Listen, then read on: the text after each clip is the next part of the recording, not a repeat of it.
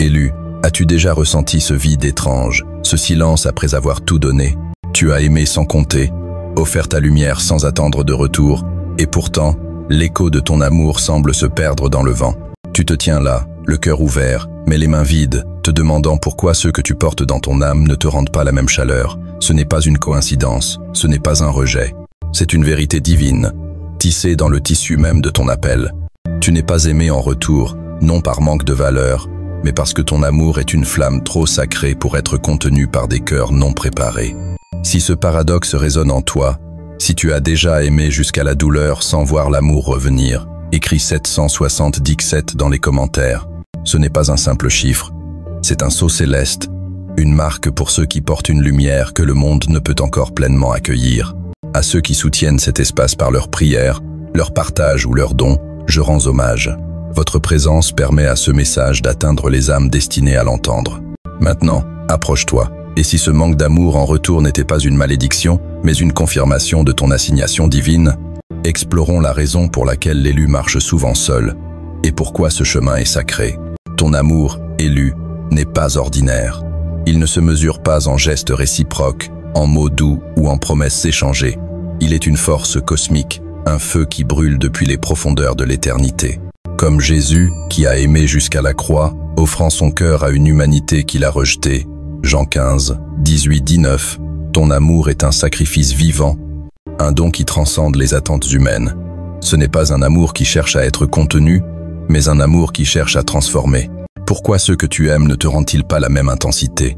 Parce que ton amour est une lumière qui révèle, une chaleur qui expose. Comme un phare dans la tempête, il guide, mais il aveugle aussi ceux qui ne sont pas prêts à voir. Ton cœur est une forge divine, et tout ce que tu touches est appelé à être affiné. Mais tous ne sont pas prêts à entrer dans ce feu. Le monde ne l'a pas connu, car il n'était pas du monde. Jean 1,10.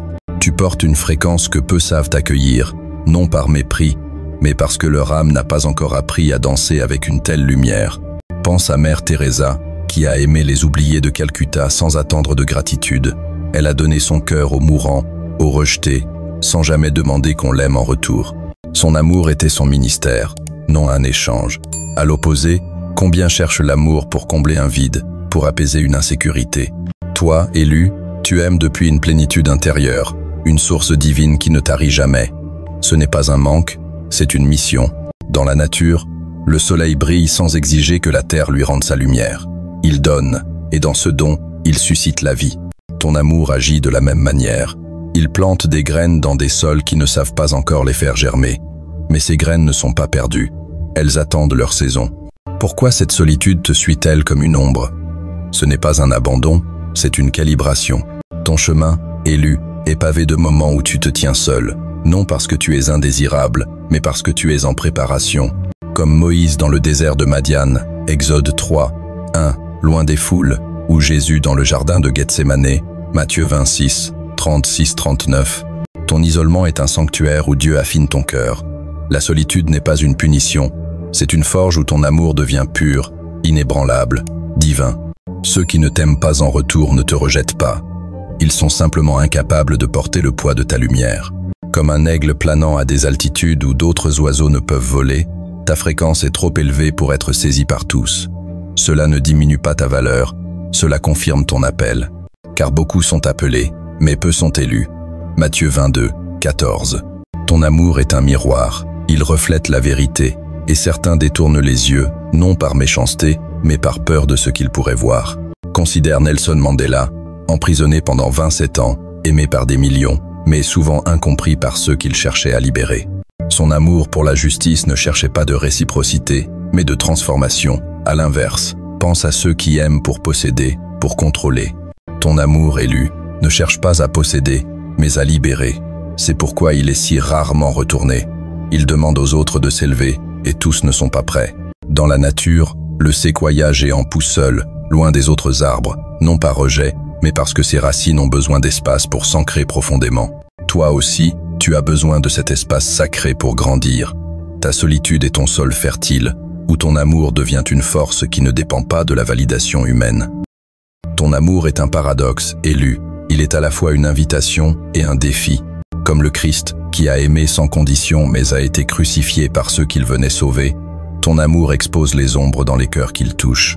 La lumière est venue dans le monde, et les hommes ont aimé les ténèbres plus que la lumière. Jean 3, 19. Ce n'est pas toi qu'ils rejettent, c'est ce que ta lumière révèle en eux, leur peur, leurs blessures, leur réticence à changer. Pense à Maya Angelou, dont les mots ont guéri des générations, mais qui a souvent marché seule, portant un amour trop vaste pour être contenu par des relations ordinaires. Son poème Still I Rise n'était pas un cri de défi, mais une déclaration de sa capacité à aimer malgré l'absence de réciprocité. À l'opposé, combien cherche l'amour pour être vu, pour être validé? Ton amour, élu, ne demande rien en retour, car il est ancré dans une source divine, un puits qui ne s'épuise jamais. Ce paradoxe peut être douloureux. Tu verses ton cœur, et parfois, il semble tomber dans le vide. Mais ce vide n'est pas un échec, c'est un espace sacré. Chaque goutte de ton amour est une graine plantée dans l'éternité, germant dans des cœurs que tu ne verras peu, être jamais fleurir. Comme le vent qui transporte le pollen sans voir la fleur qu'il crée, ton amour agit dans l'invisible, tissant des miracles que le temps révélera. Pourquoi l'élu n'est-il jamais aimé en retour? Parce que ton amour n'est pas destiné à être contenu dans le présent, mais à résonner dans l'éternité. Tu n'aimes pas pour recevoir, mais pour révéler. Ton amour est une fréquence qui dépasse les limites humaines, un écho du divin qui prépare les âmes à un réveil plus grand. Nous aimons parce qu'il nous a aimés le premier. 1 Jean 4, 19. Ton amour est un reflet de l'amour de Dieu, inconditionnel, sacrificiel, transformateur. Comme le corail, qui construit des récifs dans l'obscurité des océans, ton amour construit des fondations que le monde ne voit pas encore. Chaque fois que tu aimes sans retour, tu participes à une architecture divine, posant des pierres pour un royaume que tu ne verras peu, être pas de ton vivant. Mais le ciel compte chaque acte, chaque larme, chaque prière. Pense à Amina, une enseignante syrienne qui a tout perdu dans la guerre, mais qui continue d'enseigner aux enfants réfugiés, sans attendre de reconnaissance. Son amour, comme le tien, est une offrande, non un échange. À l'inverse, ceux qui aiment pour être aimés en retour construisent sur du sable. Toi, élu, tu construis sur la roche. Et ton amour, même s'il semble non retourné, est éternel. Ton appel, élu, n'est pas d'être aimé, mais d'être une lumière. Ton amour n'est pas une transaction, c'est une transmission. Chaque fois que tu aimes sans retour, tu plantes une graine dans l'éternité, une graine que le ciel arrosera en son temps. Comme Jésus, qui a prié pour ceux qui l'ont crucifié, Luc 23, 34, tu es appelé à aimer même ceux qui ne peuvent te rendre ton amour. Ce n'est pas une faiblesse, c'est une force. Ta capacité à aimer sans attendre de retour est une preuve de ta royauté spirituelle. Dans la nature, la tortue de mer traverse des océans pour pondre ses œufs, sans jamais voir ses petits naître. Ton amour agit ainsi. Il voyage loin, il plante des miracles, même si tu ne vois pas leur éclosion. Élu, ce message est une confirmation.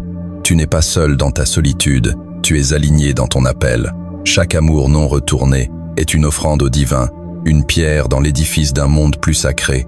Ne te lasse pas d'aimer, car ton amour est un feu qui ne s'éteint pas. Si ce message a touché ton cœur, partage-le avec quelqu'un qui porte une lumière silencieuse. Commente « J'aime » et c'est assez pour déclarer ta fidélité à ton appel. Abonne-toi et active la cloche pour ne jamais manquer un message destiné à ton âme.